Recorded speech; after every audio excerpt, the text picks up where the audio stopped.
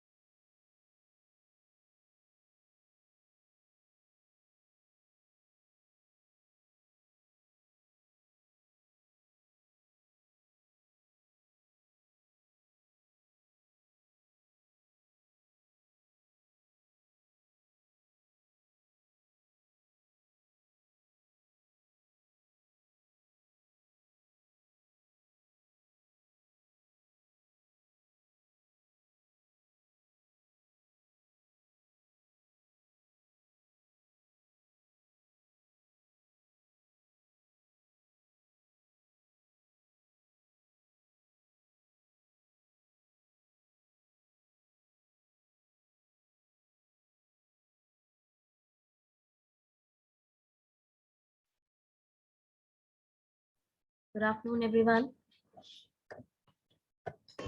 Good afternoon, ma'am. Good afternoon.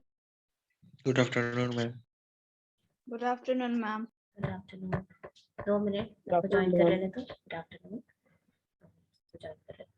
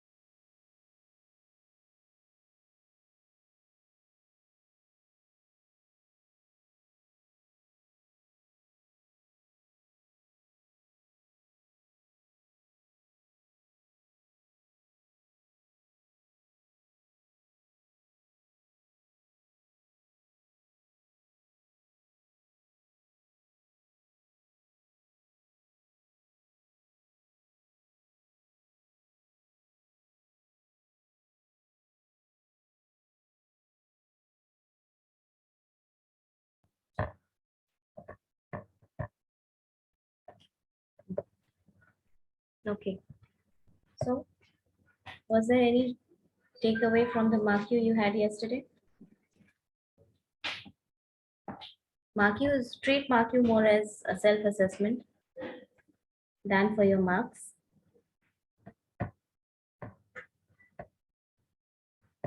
Ma'am यही कि organisational development बहुत बड़ा चैप्टर है। बस मैम आज भी होगा ना? नहीं नहीं, आज नहीं होगा। मैम बहुत गंदा गया था मैम यही। नहीं ठीक है, पर देखो किसी भी चीज को बस पढ़ लेना, तुम लोग को हम इतना डिटेल से बीबीएम में अगर हम थोड़ा कम एक्सप्लेन करेंगे तो भी चलेगा, इसलिए क्योंकि तुम्हारा सिलेबस थोड़ा सा कन्फाइंड है। But why I explain you from various facets it's that exam दे लोगे, पास कर लोगे, वो कोई भी पास कर लेगा, यकीन मानो जो क्लास नहीं करता है वो भी पास हो जाता है। But what is important is that you should have the understanding of the subject you are studying. Okay, because of this thing, this is one thing that makes the difference between somebody who is studying from notes and somebody who's studying from teacher. It is disappointing to see that even the basic things, if you cannot answer after having announced that on a certain date I'll take your mark you, and you're not able to answer, you're not able to explain things. For example, succession planning, I explain you from something which is not even relevant, not in context, just to make you keep remember those things. Understood? Succession planning का क्या मतलब होता है, फिर भी आप succession planning समझा नहीं पाए, और करियर प्लानिंग और सक्सेशन प्लानिंग के बीच का डिफरेंस बता नहीं पाए. And this is the second time I have included the same syllabus, right? Last month also you appeared for the mark you with the same topic, just an addition was compensation for this month, this mark you. One mark you will not make any difference to your profile, but studying will. समझ में आया? अब अप्रैल से तो तुम लोगों का class regular हो जाएगा, ऑफलाइन हो जाएगा। पहले से हम बता देते हैं कि अप्रैल में आपका जो मार्क्यू होगा उसका टॉपिक होगा organizational development, and you take undue advantage of the fact that I announced mark you. Today I am announcing this that the next topic will be OD, and any day I'll take, any random day I'll take this module in April. So you better be prepared. ये clear है सबको? Yes, ma'am. ये पढ़िए, OD बहुत important chapter है। सिर्फ आपके एक तो एग्जाम में बहुत क्वेश्चंस आएगा ओडी से। दूसरी चीज, OD is very important part of HRD. HRD is a new and emerging concept in HRM, so you better gear up with this subject.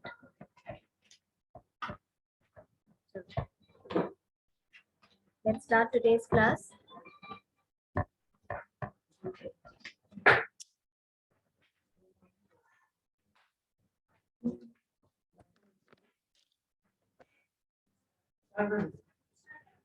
Still doing motivation, right?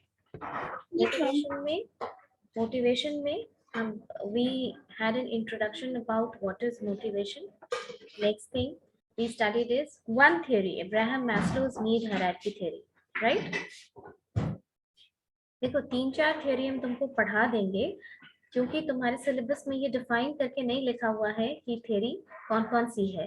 जो main theories है वो हम बता देते हैं, क्योंकि तुम्हारे क्वेश्चन में नीड हायरार्की थ्योरी पूछा हुआ है एक बार यूनिवर्सिटी में, पूछा हुआ है ना। क्वेश्चन पेपर देखियो।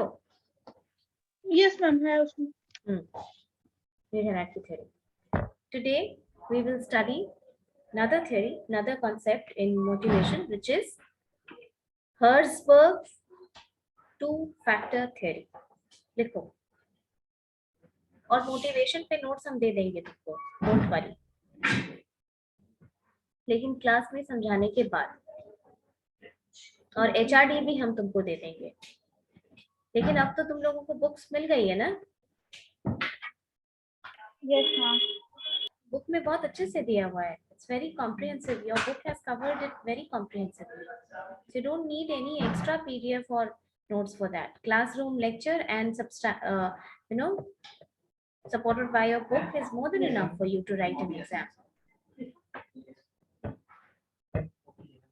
चलो जल्दी से quickly Abraham Maslow's need hierarchy theory revise करो, फिर हम लोग हर्ज़बर्ग थ्योरी पे चलेंगे। क्या है need hierarchy theory? Yes ma'am. All the regular faces जो क्लास में आंसर करते हैं वो नहीं करेंगे answer. The one whom I ask will answer the question. Camera on करो सब। There are 16 students. I want all 16 to switch on their camera. तुम लोग मार्कियों में क्यों नहीं एक्सप्लेन कर पाते हो? जब क्लास में पढ़ाई हो जाती है इसका मतलब रिवाइज नहीं करते हो?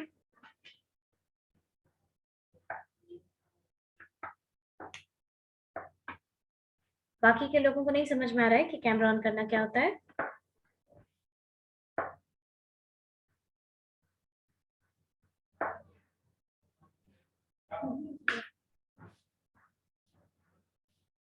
Priyanshu, switch on your camera. Tell me what is need hierarchy theory. कुछ भी बताओ।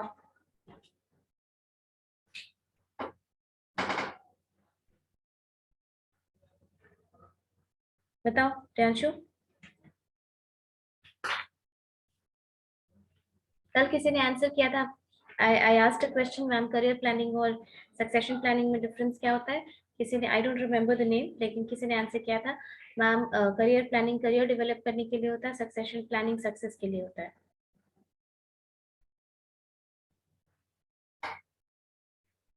कितना technical answer, I don't remember I ever taught this in class. Priyanshu ठीक है, तुम लोगों को भी ऑफलाइन क्लास की बहुत जरूरत है, आ जाओ। Yes ma'am. बताओ क्या है Maslow's need hierarchy theory? Camera on करो पहले।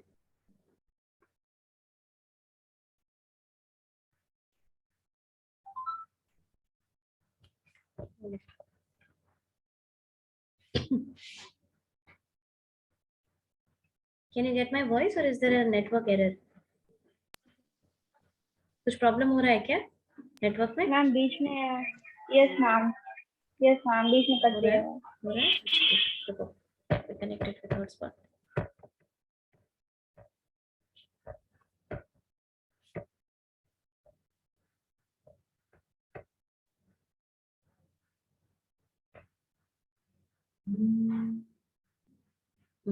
ठीक है, अब नहीं होगा तो कैमरा ऑन कीजिए। बाकी लोग जो ऑन नहीं करेंगे आपको हम क्लास से रिमूव कर देंगे। And no attendance for today's class. तुम्हारा मार्क्यू कल देख करके आई एम वेरी डिसअपॉइंटेड, लेकिन I really appreciate those people who appeared for मार्क्यू। Those who did not appear, it was not a good move. ये गलत बात है कि आप क्लास में रहते हैं और मार्क्यू में अटेंड नहीं करते हैं बस इसलिए कि टेस्ट नहीं देना है। इस टेस्ट से क्या होगा? यूनिवर्सिटी का मार्क्स है ये, नहीं है ना? चलो Priyanshu, switch on your camera.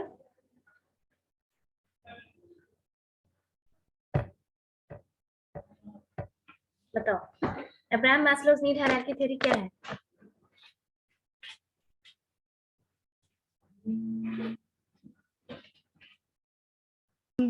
Psychological need.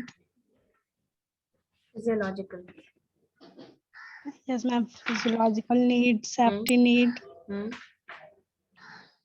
और ma'am belonging, ठीक है, और esteem need. ओके, स्टीम नहीं, सेल्फ एस्टीम बोलो। Yes, ma'am. एंड अच्छा, what is self esteem need? What is self esteem?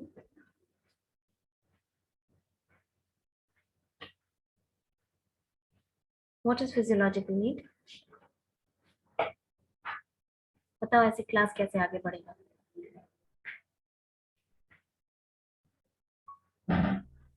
तुम लोग भी ऑनलाइन क्लास में बहुत लिबर्टी ले लेते हो, बहुत। 3-4 फेसेस हैं जो आंसर करते हैं, क्लास में इंटरेक्टिव रहते हैं, बाकी को कोई मतलब नहीं है। और हमको लगता है मेरे अलावा भी कई टीचर्स होंगे जो ये किसी न किसी दौरान तुम लोगों को बिजनेस ऑर्गेनाइजेशन या ओबी के टाइम पे तुम लोगों को ये बताया ही गया होगा। This is the most basic, this is the most fundamental theory that we study in motivation. Anshu,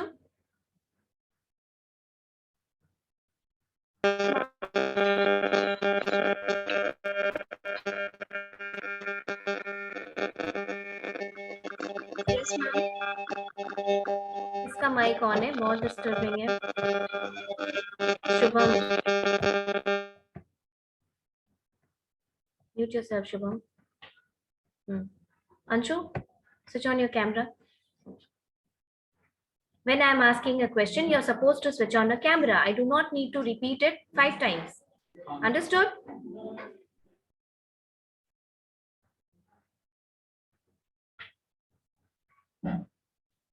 What are the 5 levels of Abraham Maslow's need hierarchy theory? Quickly.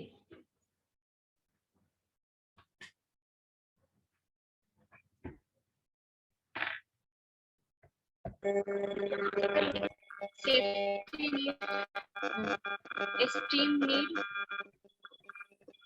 self-actualization need. इसका कैमरा ऑन है।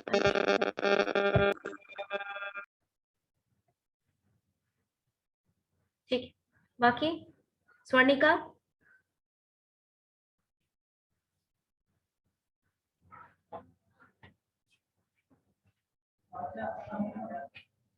Suman, Swarnika, I'll not mark your attendance. Remember that in today's class. You can leave. Yes, ma'am. Class तो आप लोग attendance के लिए करते हैं, तो अटेंडेंस हम बनाएंगे नहीं, पहले डिक्लेयर कर दिए, तो आप एग्जिट कर जाइए, टाइम बचेगा आपका। Suman, tell me. Yes, ma'am. Abraham Maslow's need hierarchy theory बताओ। Physical needs, social and security. Sorry, physiological needs, social and security, safety and security, and esteem needs, and love and belonging, self-actualization. ऐसे याद किया जाता है ये theory, यही hierarchy है। There is a reason why it has been put in hierarchy, है ना? कारण है जिसकी वजह से हायरार्की। तुम तो पूरा पूरा का पूरा कॉन्सेप्ट ही नलिफाई कर दिए। ऐसे नहीं चलेगा काम। अब आप ऑफलाइन क्लास में आइएगा, then I will take your test, मेरी क्लास में पढ़ के आना होगा भाई। ऐसे क्लास हम आगे प्रोसीड नहीं करेंगे। मेरा काम सिर्फ ये नहीं है कि हम आए क्लास में लेक्चर दिए और निकल गए। I have to make sure that is getting into your head. अगर हम मेहनत करेंगे तो हम आपसे भी करवाएंगे। Giving you PDF is an easy thing for me. That is rather, should not say this, but अगर हम क्लास में समझाने पे ज्यादा ध्यान देते हैं तो हम इसलिए समझाने पे ध्यान देते हैं ताकि आपको सब्जेक्ट समझ में आए। कुछ लोग खुद ही एग्जिट कर गए ताकि मैम हमसे पूछे ना। Look at your motivation to do class. खुद ही एग्जिट हो गया, अभी देख रहे हैं तो पार्टिसिपेंट्स आर रिड्यूसिंग। 16 लोग ज्वाइन किए थे, 12 हो गए। I do not mind these people going. तो क्या किया जाए फिर, बताओ जो तुम लोग हो। ऐसे क्लास बढ़ता है, हम थ्योरी पे थ्योरी पढ़ाते जाएं आगे और तुम लोग पीछे का कुछ बोलो ही नहीं। ये भी चलो पूरा मत एक्सप्लेन करो, एटलीस्ट हायरार्की ही बोल दो, वो भी नहीं बोल पाते हो। ये तो मेरे लिए भी बहुत डिमोटिवेटिंग हो जाता है। चलो नेक्स्ट क्लास में, जो नेक्स्ट क्लास होगा आपका वो रिविजन क्लास होगा मोटिवेशन का। आज हम एक न्यू थ्योरी पढ़ाएंगे तुम लोगों को, अब्राहम मैस्लो की नीड हायरार्की थ्योरी और हर्जबर्ग की 2 फैक्टर थ्योरी। ये दोनों पढ़ के आना अगले क्लास में, ठीक है? कुछ भी नया नहीं होगा नेक्स्ट क्लास में। तुम्हारा syllabus almost on the verge of completion है। जो HRD है वो 2 लेक्चर क्लास है। बाकी आई हैव टोल्ड यू कि HRD का हम तुमको PDF दे देंगे बना के आंसर, जितना तुमको जरूरत होगा, क्योंकि वो थोड़ा नया सब्जेक्ट है। हालांकि जो लोग बुक पढ़ेंगे, बुक के लिए इतना परेशान रहते हो, पढ़ते कितने लोग हो जरा बताना। कुछ लोग पढ़ते होंगे, आई डोंट से कि बिल्कुल ही कोई नहीं पढ़ता है। आई नो, ऐसा नहीं कह रहे हैं हम, जो भी हम कह रहे हैं वो सबके लिए एप्लीकेबल नहीं होता है। But I am talking about majority, the general students, ज्यादातर 70% की हम बात कर रहे हैं।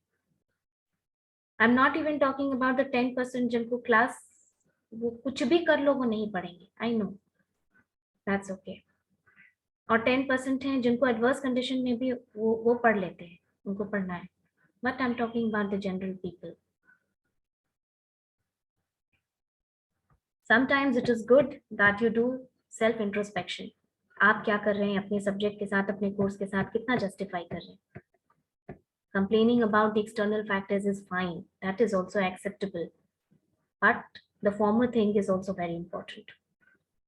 Okay, student है, पढ़ने के अलावा आपको दूसरा कोई काम होना नहीं चाहिए, जो भी है वो सेकेंडरी है।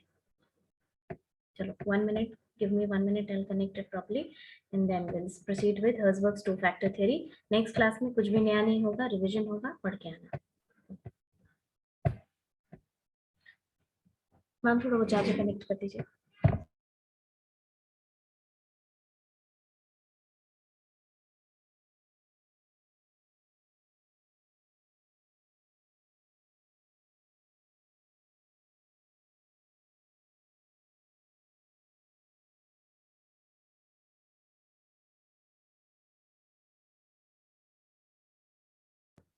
Okay.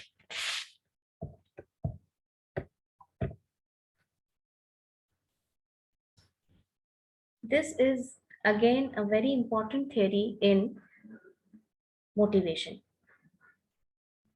जब आप मोटिवेशन पढ़ते हैं ना, इसमें 3-4 थ्योरी है जो बहुत इंपॉर्टेंट है। बाद में भी कुछ थ्योरीज आई, उनका भी इम्प्लीमेंटेशन आपको कई जगह पे मिलेगा, लेकिन ये जो 3-4 थ्योरी है, ये मैनेजर अपनी सूटेबिलिटी के हिसाब से आज ऑर्गेनाइजेशंस में, चाहे जिस भी टाइप के ऑर्गेनाइजेशन हो, प्रोडक्ट बेस्ड हो या सर्विस बेस्ड हो, ऑर्गेनाइजेशन में सूटेबिलिटी के हिसाब से मैनेजर इन मोटिवेशन थ्योरीज को इम्प्लीमेंट करता है to deliver the best out of people. ठीक है, मोटिवेशन बहुत जरूरी होता है, ये दोनों ही है।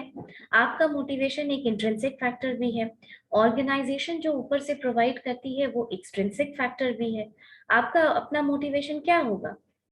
जैसे ये मोटिवेशन ही है जो एक बहुत गरीब आदमी, जिसको कि शायद खाना में कभी कोई फैंसी चीजें नहीं मिली हो खाने के लिए, who really in real terms can be called underprivileged, none of which you people are.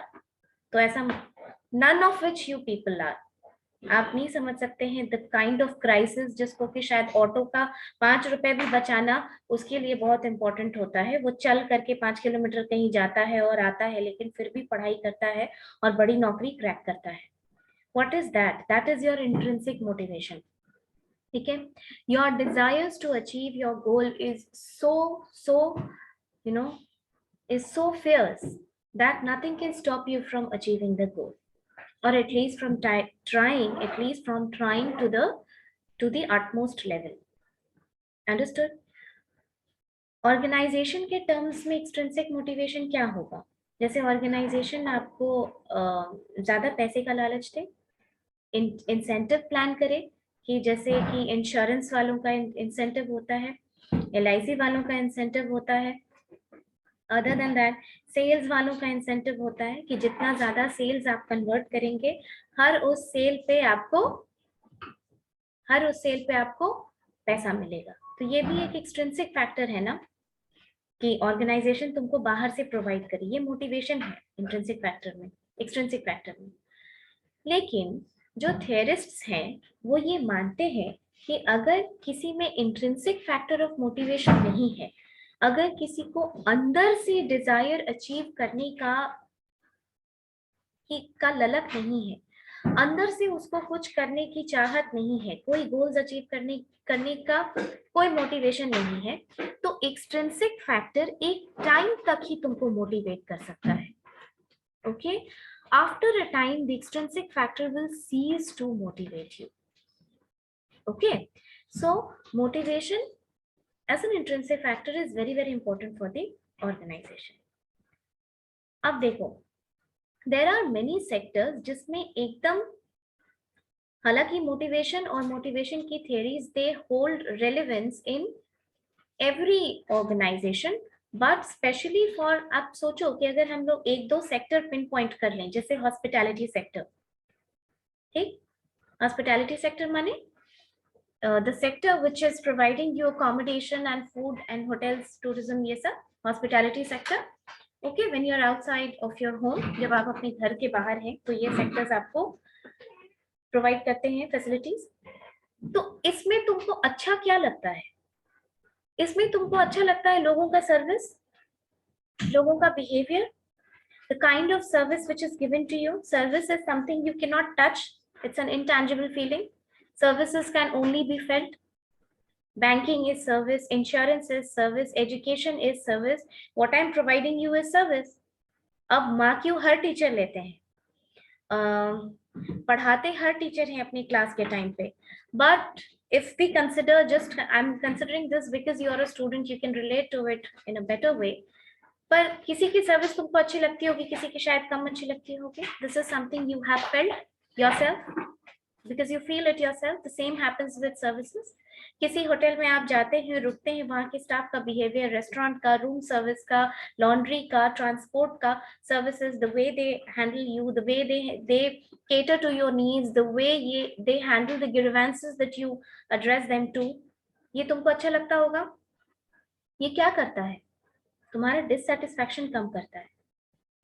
तुमको अगर कोई प्रॉब्लम है, ठीक है, तुमको अगर कोई प्रॉब्लम है और हम सुने ही ना वो problem, you are a student, I am a teacher, I am bound to listen to your problems, है ना? हम the first step to solve a problem is to address the problem. मानो कि वो प्रॉब्लम है, तभी तो उस पे बात होगी। हो सकता है हम तुमको बाद में कन्विंस कर पाए कि what you are addressing to is not a problem, ठीक है, जो हम कह रहे हैं तुमको शायद ये प्रॉब्लम नहीं है. This can be sorted out in some time between me and you, but at the first step it needs to be addressed as a problem. Grievance customer का गिरवांस है, तुम उसने ये नोट डाउन करवाया कि मुझे गिरवांस है, मैं रूम सर्विस के लिए ऑर्डर करता हूँ, 10 मिनट 15 मिनट तक कोई रूम सर्विस में एड्रेस करने नहीं आता. हॉस्पिटैलिटी सेक्टर की हम बात कर रहे हैं, ठीक है. अब वो बोलेगा ऐसा ही है, यहाँ स्टाफ कम है तो क्या प्रॉब्लम होगा, ऐसा ही है, अब आ जाएगा ना सर, आ जाएगा ना. A good organization will not do this. और ट्रेनिंग जो अनट्रेन्ड स्टाफ है, अनट्रेन्ड ऑर्गेनाइजेशन है, उसका ये सब फीचर्स होता है. ओके, सो मोटिवेशन की जहां तक हम बात कर रहे हैं, as long as we are talking about motivation, I told you that intrinsic and extrinsic factors both are responsible for. अब हम बहुत ज्यादा ऑर्गेनाइजेशन मेरे लिए बहुत अच्छा प्लान कर रही है, ओके, बहुत अच्छा प्लान करिए. इस ऑर्गेनाइजेशन में मान लो करियर डेवलपमेंट का बहुत सारा स्कोप है, लेकिन I am okay with it. ठीक है कि हम जो कर रहे हैं, हम जो पढ़ा रहे हैं, बस हम वही पढ़ाएंगे, हमको डेवलपमेंट अपने में नहीं करना है, मुझे कोई नया एचआर के फील्ड में क्या डेवलप हुआ मुझे नहीं सीखना है, हम जो पढ़ा रहे हैं बस वही पढ़ाएंगे. तो ऑर्गेनाइजेशन क्या करेगी मेरे लिए? ज्यादा लंबा इंसेंटिव तो नहीं दे के मुझे ले और नहीं कर सकती है. ठीक है, this is what I am telling you, that both the factors of motivation, intrinsic and extrinsic, are important, and there should be a very fine balance between intrinsic and extrinsic factors. But if a person is not internally motivated, he cannot be motivated by external factors for a very long time. Understood? Yes, ma'am. Okay, first theory we understood, Maslow's need hierarchy theory. कहने का उसमें मतलब था कि need होती है organisation को, कुछ नीड होती है एम्प्लॉइज की, कुछ नीड्स होती है. इस थ्योरी ने कहा कि अगर उन नीड्स को ऑर्गेनाइजेशन केटर करती है प्रॉपर्ली, अगर उन नीड्स को ऑर्गेनाइजेशन लुक आफ्टर करती है प्रॉपर्ली, एम्प्लॉय के नीड्स को फुलफिल करती जाती है, तो एम्प्लॉइज मोटिवेटेड होते हैं फर्दर काम करने के लिए. ठीक है, एम्प्लॉय का मोटिवेशन, जैसे तुमने जॉब सेटिस्फैक्शन का भी एक टॉपिक है तुम्हारे सिलेबस में, और वो ओबी में भी है, तो हम कवर कर देंगे उसको, जॉब सेटिस्फैक्शन को, क्योंकि मोटिवेशन और जॉब सेटिस्फैक्शन और एम्प्लॉय परफॉर्मेंस ये तीनों एक साथ चलता है. ठीक है, काफी कोरिलेशन है इन चीजों में. जब मोटिवेटेड रहते हैं ना एम्प्लॉयज, जब आप, जैसे कि आप अपने से ले लीजिए, अगर आप अपने आप को एम्प्लॉय समझिए, जिस क्लास में तुमको पढ़ने का मन करेगा तुम उसके लिए इंटरनली ही मोटिवेटेड रहोगे. ठीक है, वो तुमको बोझ जैसा नहीं लगेगा. Right from attending that class to the entire time you have been in class and after that class you will feel satisfied.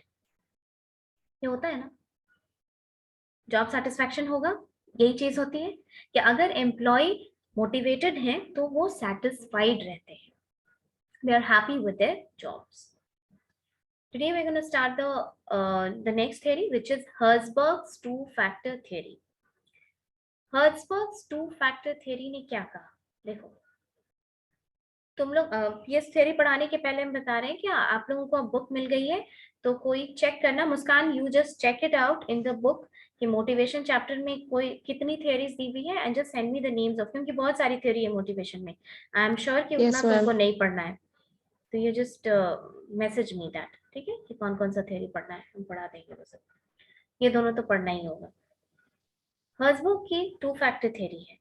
Herzberg ने ये बोला कि वर्क प्लेस पे यानी ऑर्गेनाइजेशन पे दो फैक्टर्स होते हैं काम के. एक जिनको उन्होंने बोला हाइजीन फैक्टर्स या डिससैटिस्फायर्स, और दूसरे फैक्टर्स जिसको उन्होंने बोला मोटिवेटर्स और satisfiers. Now, hygiene factors are also known as dissatisfiers and maintenance factors. ठीक है, maintenance factors, and motivators are known as satisfiers. दोनों में डिफरेंस क्या है? तुम्हारी क्लास के वर्किंग एनवायरनमेंट से हम तुमको ये चीज पहले भी एक्सप्लेन किए. आई थिंक जब हम एड ऑन पढ़ा रहे थे तभी भी हम ये समझाए हैं, लेकिन अभी मेन पढ़ रहे हैं इसलिए हम फिर से रिपीट कर देते हैं. जैसे एक फैक्टर है जो हाइजीन फैक्टर में आता है. हाइजीन फैक्टर पहले मतलब समझ लो. हाइजीन फैक्टर का मतलब है वैसे फैक्टर्स वर्क प्लेस पे जिनके रहने से तुम मोटिवेटेड नहीं होगे, ठीक है, लेकिन उनके एब्सेंस में वो ना रहे तो तुम डिससैटिस्फाइड हो जाओगे. ठीक है, यानी तुम्हारा मोटिवेशन डाउन हो जाएगा. ओके, अब हाइजीन, ये समझ में आया? थोड़ा धीरे धीरे समझो क्योंकि ताकि ये थ्योरी याद रह जाए. Hygiene factors are those factors which are maintenance factor, यानी एक एम्प्लॉय को वर्क प्लेस पे मेंटेन करने के लिए जो फैक्टर जरूरी होते हैं उनको बोला जाता है हाइजीन फैक्टर्स। जैसे बताओ,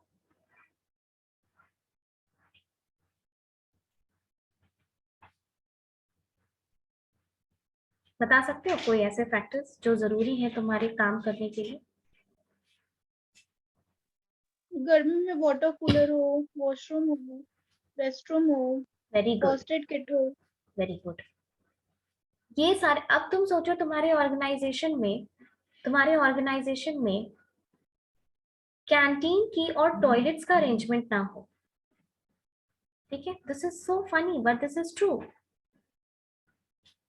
ठीक है, कैंटीन ना हो, टॉयलेट्स का अरेंजमेंट ना हो, ड्रिंकिंग वाटर का अरेंजमेंट ना हो, तो कितनी दिक्कत होगी।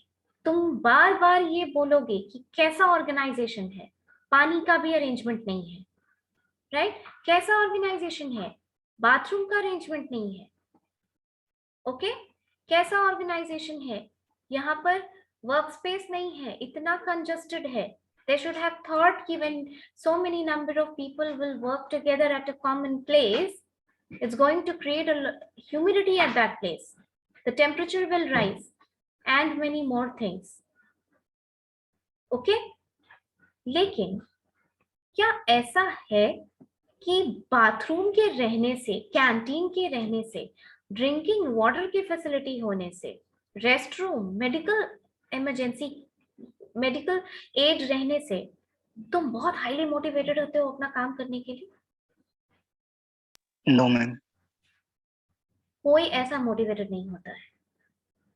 तुम ऐसा कभी नहीं सोचोगे कि छोड़ो मैं असिस्टेंट मैनेजर बन के आया हूं ना, कभी मैनेजर नेक्स्ट प्रमोशन भी नहीं होगा तो क्या होगा, बाथरूम तो है ना। ऐसा सोचता है कोई? नहीं सोचता है ना, नहीं सोचता है ना।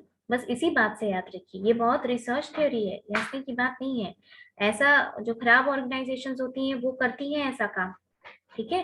This is why these theories are important to managers. कल को मैनेजर बनोगे तो तुमको भी ये चीज समझना होगा कि ये चीजें एम्प्लॉयज को के लिए जरूरी है, तुमको इम्प्लीमेंट करना होगा ऑर्गेनाइजेशन में। Understood? So hygiene factors are those factors जिनके रहने से मोटिवेशन नहीं होता है, यानी तुमको ये जिज्ञासा नहीं होगी, ये मोटिवेशन नहीं होगा कि बहुत ऊपर जाना है, बहुत मन लगा के काम करना है, लेकिन इन फैक्टर्स का ऑर्गेनाइजेशन में रहना बहुत इंपॉर्टेंट होता है। लाइक मुस्कान ने जितना एग्जाम्पल दिया वो सब वर्किंग कंडीशंस में आता है, ओके। सो हाइजीन फैक्टर्स में क्या क्या आएगा, लिखो, एक पहला पॉइंट में लिखो, हाइजीन फैक्टर्स में क्या क्या आएगा, write down. Working conditions, ma'am salary ये सब भी तो आएगा। वेरी गुड, हम तो ये क्वेश्चन पूछने वाले थे आप लोगों से।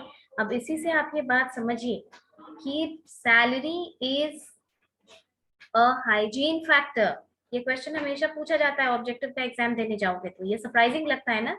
आपने ये नहीं सुना है कि पैसा अच्छा देता था लेकिन मैनेजमेंट से बकझक हो गया तो मैंने नौकरी छोड़ दी, छुट्टी को लेकर के मैनेजमेंट से बकझक हुई और मैंने नौकरी छोड़ दी।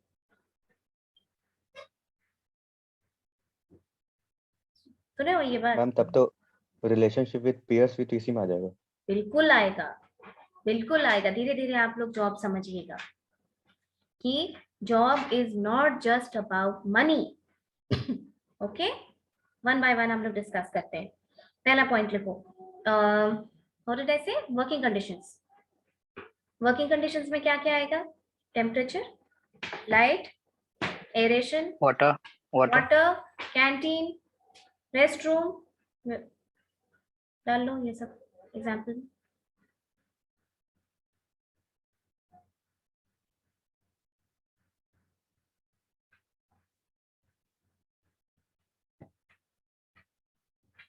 नेक्स्ट लिखो, poor industrial relation,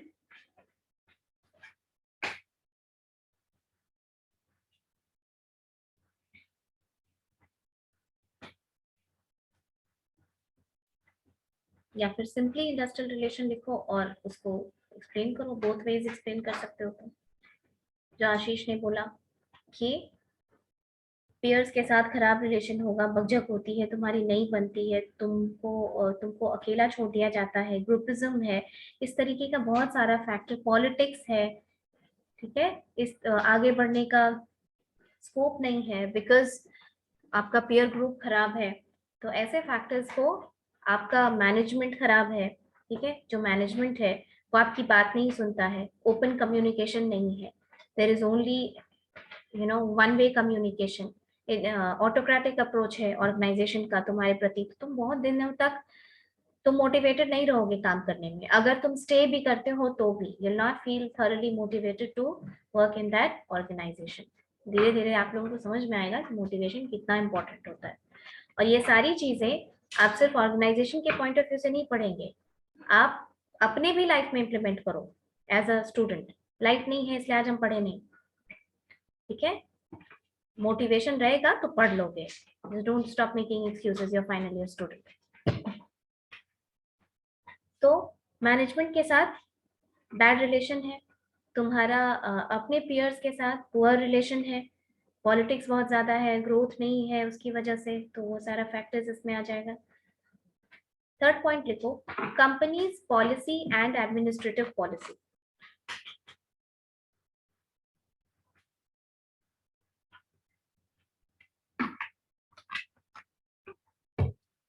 companies policy and administrative policy, इसमें क्या क्या आएगा सोच के बताओ जरा। इतना जो हम लोग डिस्कस किए तो एक आध पॉइंट बता सकते हो?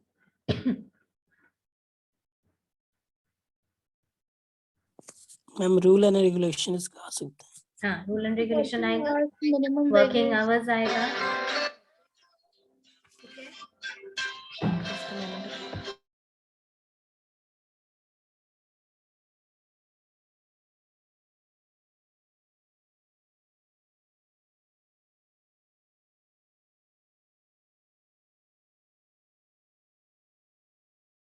हाँ, ठीक है, रूल एंड रेगुलेशन। मान लो किसी ऑर्गेनाइजेशन में तुमको रूल्स एंड रेगुलेशंस इतना स्ट्रिक्ट है, ऑटोक्रेटिक अप्रोच समझते हो ना, लीडरशिप में भी तो वही पढ़ रहे हो अभी, टाइप्स ऑफ लीडरशिप। अब सोचो कि वहां का मैनेजमेंट एक ऑटोक्रेट है, you will feel demotivated when there is no say for you in the organization. You will feel demotivated. Okay, rules and regulations like we had in classical theory. जब principles of management में classical theory के का हम लोग थोड़ा revise करते हैं तो हम देखते हैं कि rules and regulations autocratic approach में या मैनेजमेंट के स्ट्रिक्ट रूल्स एंड रेगुलेशंस की वजह से इतना रिजिड है, इतना स्ट्रिंजेंट है कि there is no scope of any innovation that you can do, right. जैसे मान लो कि हम ही टीचर हैं, ठीक है, हम तुमको पढ़ा, हर टीचर का पढ़ाने का अपना अपना तरीका होता है ना, और अपना कंफर्टेबिलिटी भी होता है अपना कंफर्टेबिलिटी होता है। मुझे लगता है कि कोई चीज पहले इतनी चीजें समझा देनी चाहिए तुमको ताकि तुमको सब्जेक्ट ज्यादा समझ में आए, या हम बहुत नोट्स और थ्योरीज में भरोसा नहीं करते, बिकॉज व्हाई आई से दिस इज बिकॉज आपके पास गूगल में बहुत नॉलेज है, आपके पास बुक में बहुत नॉलेज है, आपके पास जो तुम्हारा मटेरियल है उसमें भी बहुत नॉलेज है, लेकिन पहले चीज को समझ लेने से, एक बार लेक्चर समझ लेने से बुक में ज्यादा अच्छे से समझ में आता है, ठीक है। तो this is how I studied and this is how I am transferring this to you. ये मेरा अपना तरीका होगा, किसी को अच्छा लगता होगा, किसी को नहीं लगता होगा, वो एक अलग बात है, लेकिन ये मेरा तरीका। अब सोचो कि मैनेजमेंट मुझे बोले कि नहीं यही तरीका है और यही पढ़ाना है, तो ये मेरे मोटिवेशन को कम करेगा। Okay, like that kind of rules and regulations. अब तुमको समझ में आया? जैसे एम्प्लॉयज जब जाते हैं तो उनमें इनोवेशन भी होता है, उनमें क्रिएटिविटी भी होती है, पर मान लो मैनेजमेंट की पॉलिसी उसको सपोर्ट नहीं करती है, एडमिनिस्ट्रेटिव पॉलिसी उस चीज को केयर नहीं करती है, तो there are fair chances that an employee will remain dissatisfied. Okay, next point लिखो, status।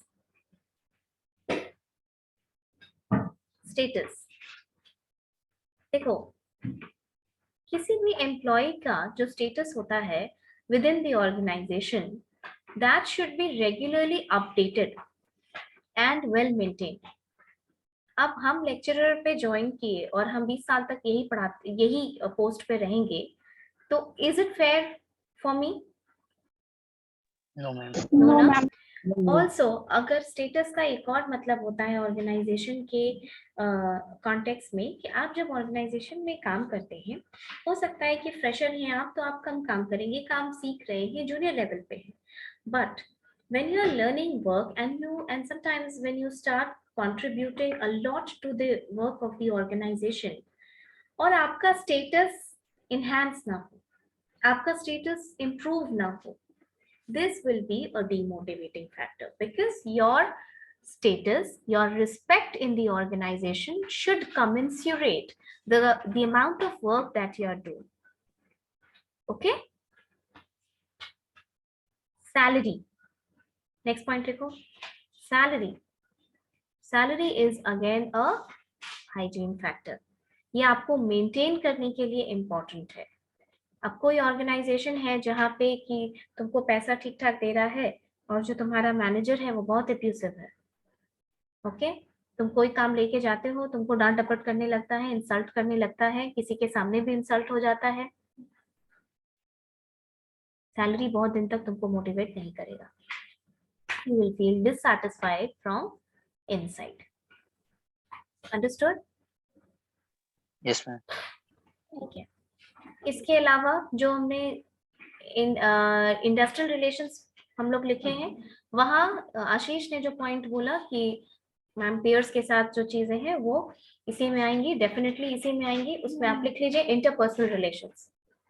अब इंटरपर्सनल रिलेशन में आपका हेड के साथ भी रिलेशन आ जाएगा, इसी में पेयर्स के साथ भी आ जाएगा, लिख लो interpersonal relation.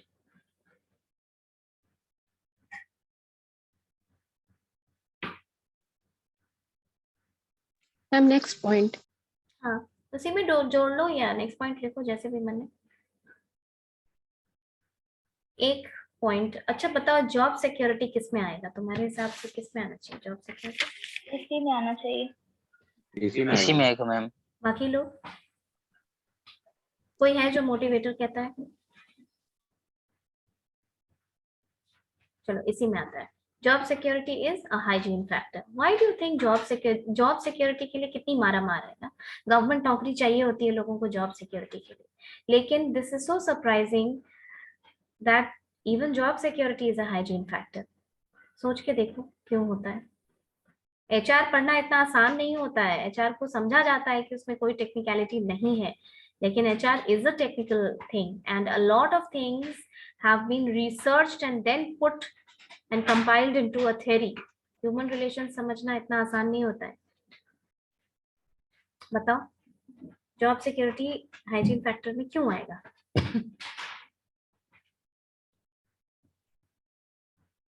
Because it will increase productivity, like minimize the dissatisfaction. Yes, to a great extent he said was right. देखो जॉब सिक्योरिटी में तुम ये सोच के देखो कि जॉब सिक्योरिटी अगर नहीं रहेगी तो तुमको काम करने का मन नहीं करेगा। क्यों नहीं मन करता है? प्राइवेट ऑर्गेनाइजेशन में बहुत जगह लोगों के डिससैटिस्फैक्शन का ये कारण होता है कि जॉब की सिक्योरिटी नहीं है। आप कुछ भी अपने से करने और कोई स्टेप लेने या कोई आवाज उठाने के पहले you will psychologically feel insecure because there is no job security in your job. ठीक है, आप रिलैक्स नहीं हो सकते। After a certain time you want your job to be secured. क्या आप काम तब भी करेंगे, लेकिन जॉब सिक्योरिटी रहेगी तो डिससैटिस्फैक्शन नहीं रहेगा। ये चीज है ना, ये पर्टिकुलरली दिस पॉइंट ये तुम तब समझोगे जब नौकरी करने लगोगे। तुमको ऐसा लगेगा कि नहीं नहीं मैम, जो अच्छे से काम कर रहा है उसको जॉब सिक्योरिटी की क्या जरूरत है, या वो क्यों स्ट्राइव करेगा जॉब सिक्योरिटी के लिए, वो तो अच्छे से काम कर रहा है तो उसको किस बात की इनसिक्योरिटी, या अगर वो बहुत स्किल्ड है तो वो वहां जॉब छोड़ेगा तो कहीं और कर लेगा जॉब। लेकिन ऐसा नहीं होता है। Job security is one factor that will reduce dissatisfaction, आपको डिससैटिस्फाइड फील लगेगा कि psychologically you are into your job. लेकिन ऐसा नहीं है कि अगर कोई मुझे बोल दे कि मेरा जॉब यहाँ सिक्योर्ड है तो मेरा बहुत मन करने लगेगा कि नहीं हम पीएचडी कर लें, हम फिर असिस्टेंट प्रोफेसर प्रमोट हो जाएं, then associate professor, then professor, then HOD. वो अलग फैक्टर है, that is another set of factors. समझ में आया? उसके लिए बहुत सारा इंट्रिंसिक मोटिवेशन भी जरूरी होता है। मेरे जॉब सिक्योरिटी से मेरा पीएचडी करने का क्या रिलेशन है? कुछ नहीं है। Both these things are operating separately. Understood? ये ध्यान रखिएगा कि जो हाइजीन फैक्टर्स होता है और जो मोटिवेटर्स होता है, both these factors are separate set of factors operating at the workplace. Okay, they do not influence each other, they operate separately. Understood? आज हाइजीन फैक्टर्स हुआ, कल के क्लास में मोटिवेटर समझाएंगे, अगर टाइम बचा तो थोड़ा रिवीजन कराएंगे, तो फिर परसों के क्लास में हम पूछेंगे ये दोनों थ्योरी। ठीक है? अंडरस्टूड? अब जाके पढ़ोगे किताब तो तुमको ये थ्योरी समझ में आएगी। ओके,